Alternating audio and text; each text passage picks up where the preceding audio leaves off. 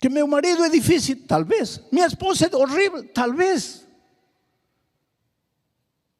Mas quando um não quer, dois não brigam. Nossa tragédia, querido, é ter-nos separado de Deus. Quando fomos criados com um caráter perfeito. E à medida que o ser humano se afastou de Deus, o caráter do ser humano foi se distorcionando, deformando. Hoje é um caráter horrível. Vamos ao texto bíblico. São Mateus, capítulo 11, versículos 29 e 30. É um texto muito conhecido, mas eu quero meditar, pensar e repensar com você esta manhã neste texto. É um convite de Jesus. Vinde a mim. A quem é dirigido o convite? Todos os que estáis cansados e sobrecarregados. O convite de Jesus é a todos aqueles que estão cansados e sobrecarregados. No original grego, o sentido é a todos aqueles que já não conseguem suportar mais as cargas da vida, os problemas da vida. Outras versões dizem aos aflitos, aos atribulados, aos estressados, aqueles que chegam ao ponto de dizer: esta vida já não tem sentido, para que vivo? Ou para que vim a este mundo? Meu Deus, já não aguento, já não suporto. O convite de Jesus é para esses, para os que estão cansados e sobrecarregados. E qual é a promessa? Eu vos aliviarei, eu vos farei descansar. Eu lhe darei sentido à tua vida. E qual é o método para alcançar isso? O método é simples. Dice: tomai meu jugo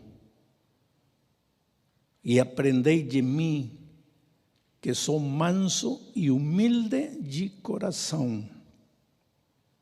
E quando tenhais aprendido a ser manso e humilde de coração, então achareis o descanso que tanto procurais.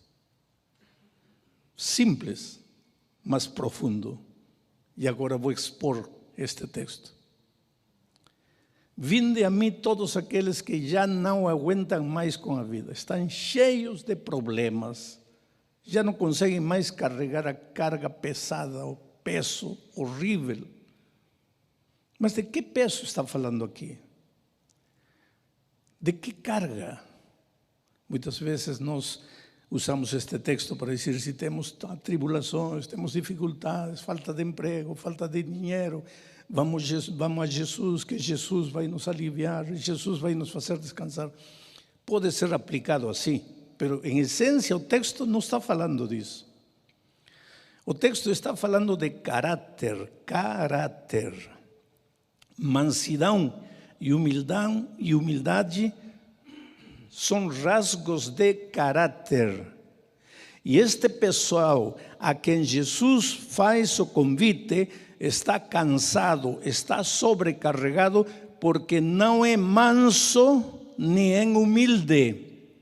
E por isso Jesus disse: vinde a mim e aprendei de mim a mansidão e a humildade. E quando vocês tenhais aprendido, então achareis o descanso que tanto buscais. Caráter. E isto combina com o que os estudiosos do comportamento humano dizem.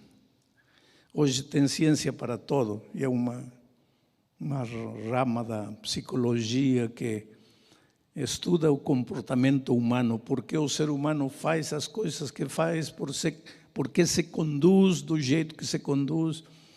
E eles afirmam que a maioria dos problemas, a grande maioria dos problemas que nós carregamos na vida é por causa de nosso caráter. A maioria dos problemas que você enfrenta, problemas familiares, problemas pessoais, problemas financeiros, problemas profissionais.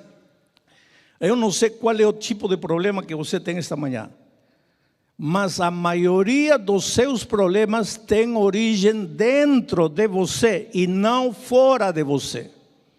Então, quando você enfrentar problemas, não perca o tempo olhando para fora para localizar o culpado. Não, porque o culpado está dentro. A maioria dos problemas que você enfrenta tem origem no seu caráter. E não estou falando de temperamento, estou falando de caráter.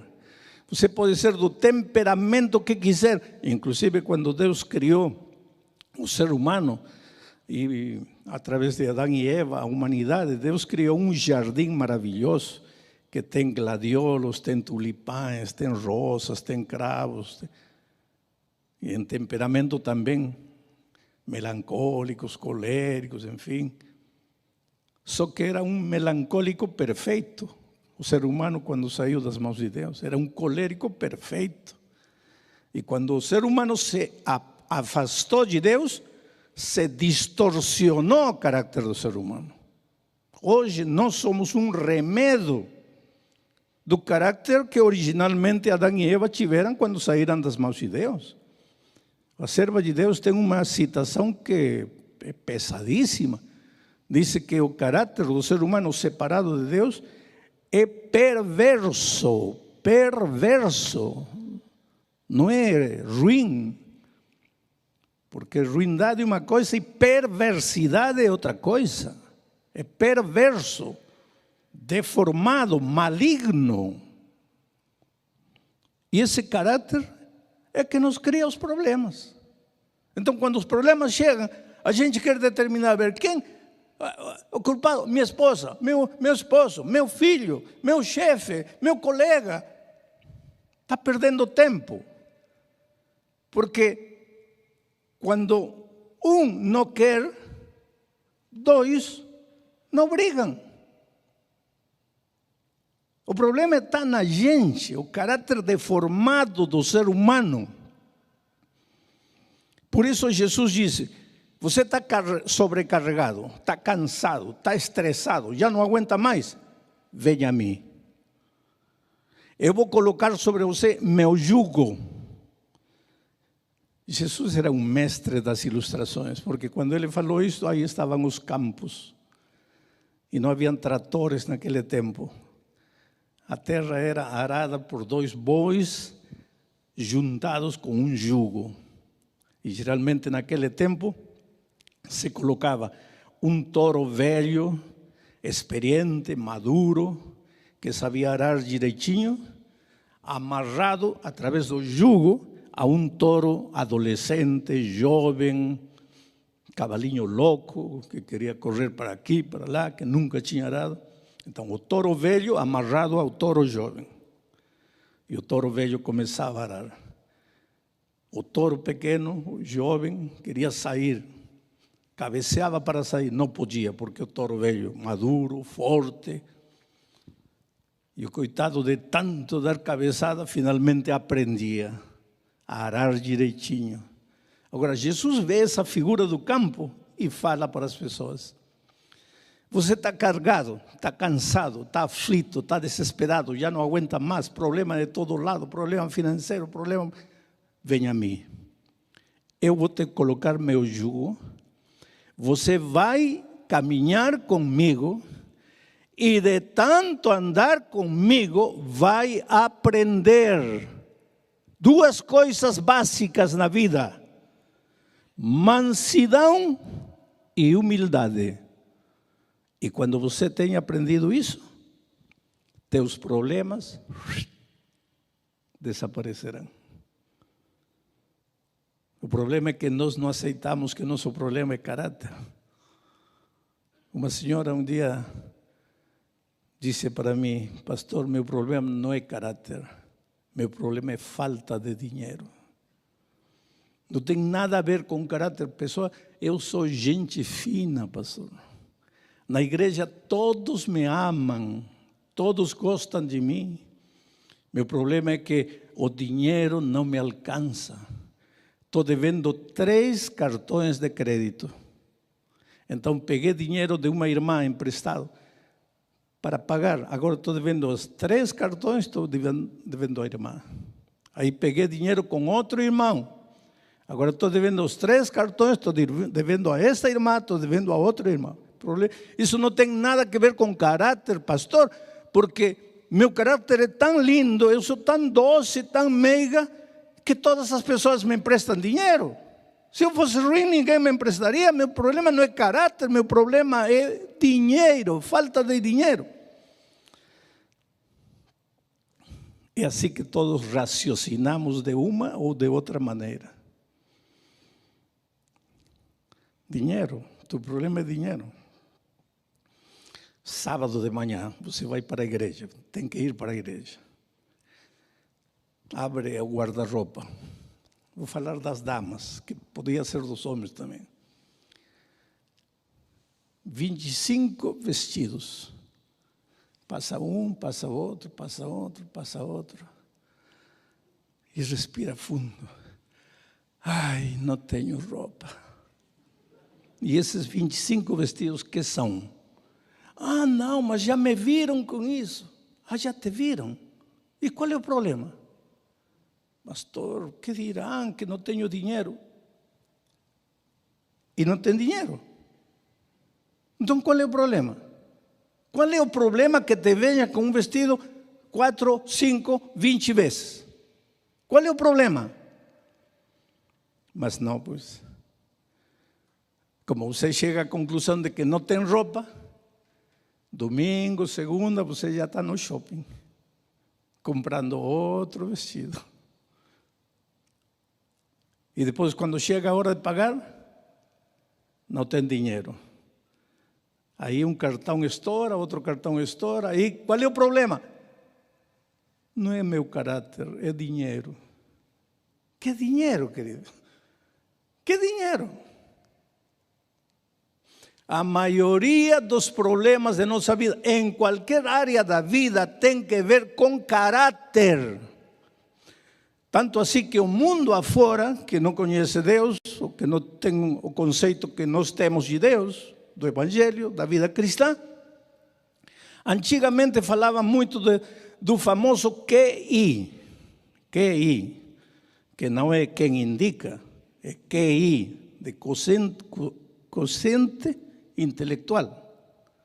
Quer dizer, as empresas antigamente procuravam o mais capaz profissionalmente, o mais cabeça, o mais preparado, um doutorado bom, 2, melhor, 5. As empresas brigavam pelo mais capaz profissional intelectualmente. Isso já passou de moda. Hoje ninguém mais está procurando o melhor QI. Hoje fala-se de uns 15 anos para aqui, talvez um pouquinho mais, da famosa inteligência emocional. Agora você tem seminário de inteligência emocional por todo lado. Inteligência emocional. E que coisa é inteligência emocional? Caráter. Caráter. Caráter. Por quê? Porque hoje, se uma empresa tem 2 candidatos, um com um alto QI, com 3 doutorados, um profissional completo, mas com péssimo caráter, e ao lado você tem um profissional mediano, porém com um bom caráter, as empresas hoje preferem este. E este vai sair pela vida dizendo que nunca valorizaram ele, que nunca apreciaram o que ele é capaz de fazer, que nunca olharam para ele, que tiveram inveja dele. E enquanto ele estiver procurando o culpado fora, ele nunca vai achar solução para seu problema. Que meu marido é difícil, talvez. Minha esposa é horrível, talvez. Mas, quando um não quer, 2 não brigam. Nossa tragédia, querido, é ter-nos separado de Deus. Quando fomos criados com um caráter perfeito. E à medida que o ser humano se afastou de Deus, o caráter do ser humano foi se distorcionando, deformando. Hoje é um caráter horrível. O que é o processo da santificação? Nada mais que retornar e ser cada vez mais semelhante a Jesus. E o que o pecado faz? Nos leva, e não apenas nos leva, mas nos deforma. Já nascemos carregados de traumas, fatores genéticos terríveis. A vida nos faz um acúmulo de complexos.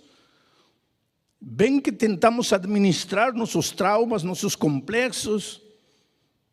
Já ouviram essa frase bem brasileira? Todo baixinho é invocado. De que fala isso? Os traumas. Os traumas que carregamos na vida. Mas não queremos aceitar, e não aceitamos. Quando o ser humano se afastou de Deus, se tornou um touro bravo. E desde que, a partir de Adão, todos os que nascemos, todos, já somos touros bravos, já nascemos touros bravos, pequeninos, tourinhos, becerrinhos, mas já bravinhos. Quando somos pequenos, becerros, mostramos nossa falta de humildade, nossa falta de mansidão, mostramos. Mas quando vamos crescendo, aprendemos a disfarçar o orgulho, a soberbia e a disfarçar também a falta de paciência e todas essas coisas. A grande verdade é que esta manhã aqui todos nós, começando comigo, somos touros bravos. Menos as irmãs. Porque as irmãs não poderiam ser touros bravos, em todo caso seriam vacas bravas. Mas todos somos assim. Então chegam os problemas e aí estamos, os dois. E você já viu um touro pronto para a luta? Primeiro que faz, abaixa a cabeça, levanta os olhos e raspa as patas no chão. Um dia o Evangelho chega à nossa vida. E que falamos, que entendemos? O Evangelho chega à minha vida. E chega a doutrina, o sábado, a lei, o estado dos mortos, a administração da vida, o santuário. Chega tudo aqui. E quanto mudou meu caráter? Quantos de vocês já são ou foram membros de comissão de igreja? Levantem a mão. Muito bem.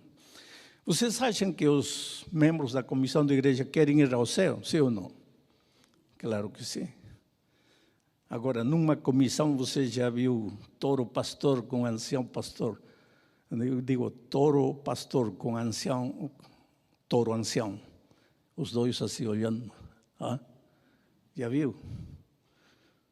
Tesoureira com ancião, diácono com... E a vezes, interessante, que quando João, em Apocalipse 14, 1, vê os 144.000, que são um símbolo dos redimidos, vê que todos eles têm aqui o nome do Pai e o nome do Cordeiro. E o que significa na Bíblia o nome de uma pessoa? O seu caráter. E no grupo dos redimidos, João vê no fronte de todos eles o nome de Jesus, ou seja, o caráter de Jesus. E como é o caráter de Jesus? Manso e humilde. Ou seja, todos os 144.000, os redimidos, são mansos e humildes. Qual é a razão? Qual é a razão? O versículo 4 do capítulo 14 explica: porque eles seguem o Cordeiro por donde quer que ele vai. O Cordeiro vai e eles seguem. Eles são seguidores do Cordeiro, e porque são seguidores do Cordeiro, aprenderam a ser mansos e humildes de coração. E agora Jesus vem e diz: vinde a mim, vou te colocar meu jugo, vai caminhar comigo e vai aprender a ser manso e humilde. E quando você tiver aprendido a ser manso e humilde, não digo que nesta vida não vai enfrentar dificuldades, mas você vai conseguir vencer as dificuldades. Você vai conseguir administrar melhor as dificuldades, porque teu caráter terá sido transformado. O propósito do Evangelho é tornar o ser humano mais semelhante a Jesus. Tudo que nós fazemos como igreja deve ter como objetivo final tornar o ser humano mais semelhante a Jesus. O ensinamento doutrinário tem que ter como objetivo final tornar o ser humano mais semelhante a Jesus. Temos que ter cuidado de não perder nosso sentido de missão evangélica.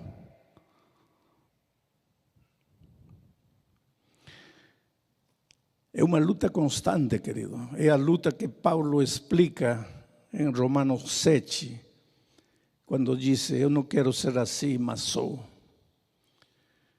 Quantas vezes eu prometo a Deus que vou ser de uma maneira e não consigo?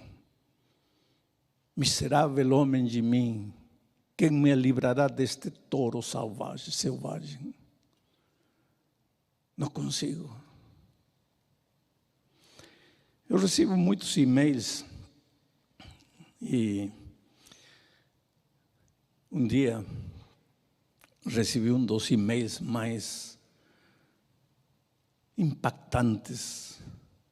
Um homem ateu, rico, muito rico, dono de várias empresas, tinha sido casado com uma irmã da igreja, com uma médica. Quando esta médica nasceu e cresceu na igreja,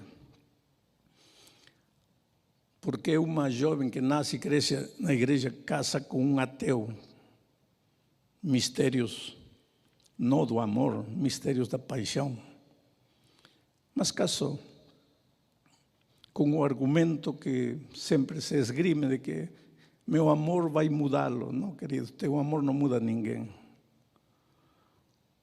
Casou.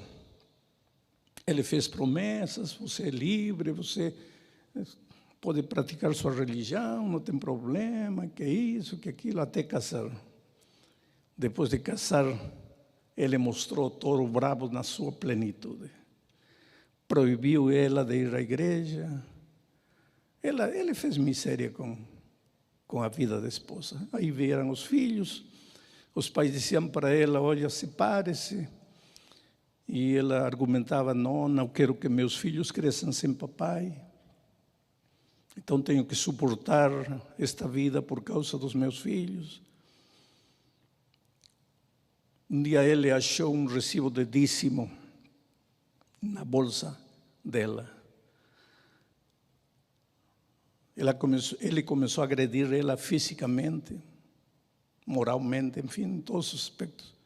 Quando achou esse recibo de dízimo, disse para ele: eu não entendo, você é médica, inteligente, se supõe que você foi à universidade, que você estudou, que você não é uma mulher ignorante para ser enganada.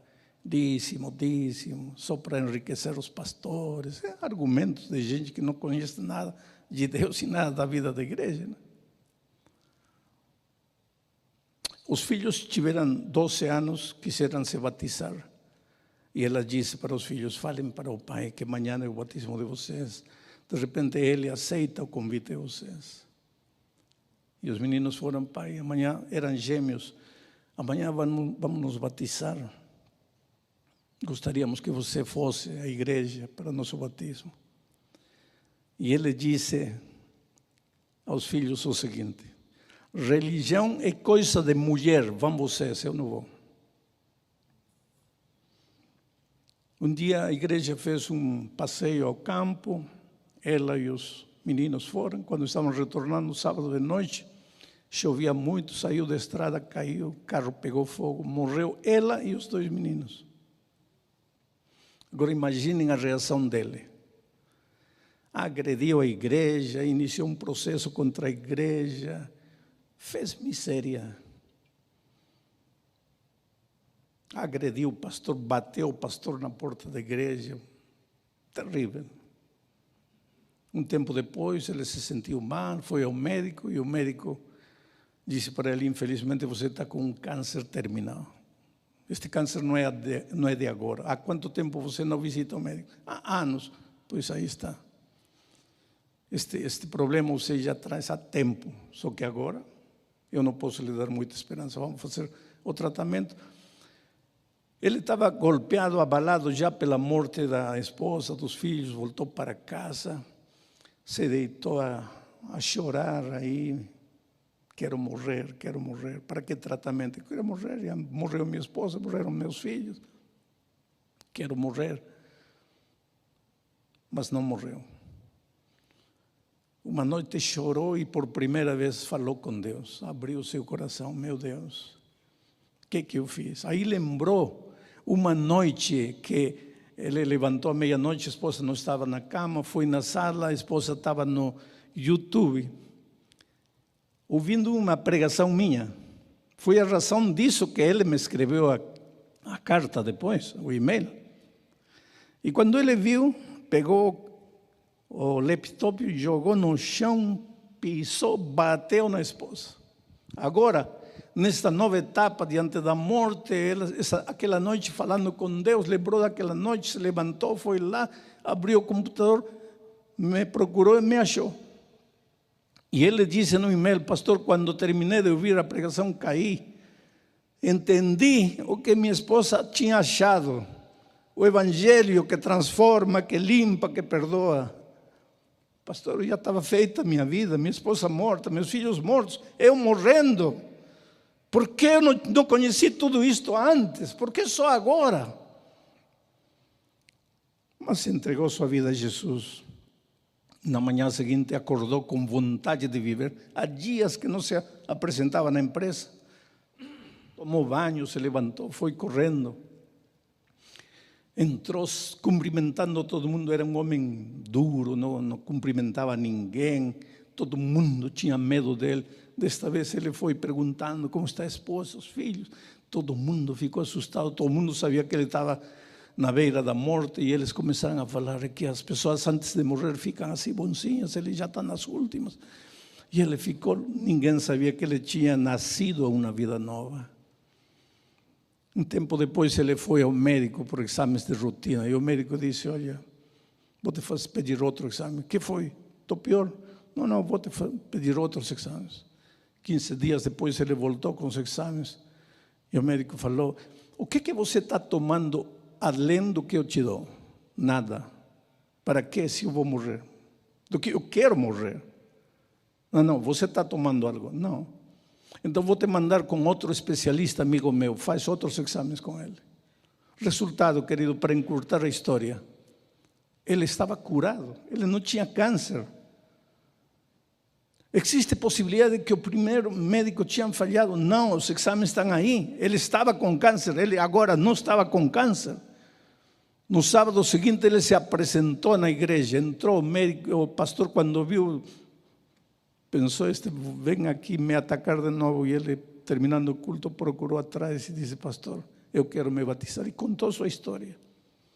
A raiz de tudo isto, ele escreveu essa carta para mim. Hoje, ele diz: pastor, eu cada final de ano divido metade dos lucros da empresa com meus trabalhadores. Não é um direito, eu faço isso por amor. Hoje todas as pessoas me procuram. Hoje eu sou amado. O que aconteceu com ele? Mudou seus conceitos doutrinários? Sim. Mas mais do que tudo, mudou a sua vida. Mudou seu coração. E esse Jesus maravilhoso, esta manhã, faz um convite para mim e para você.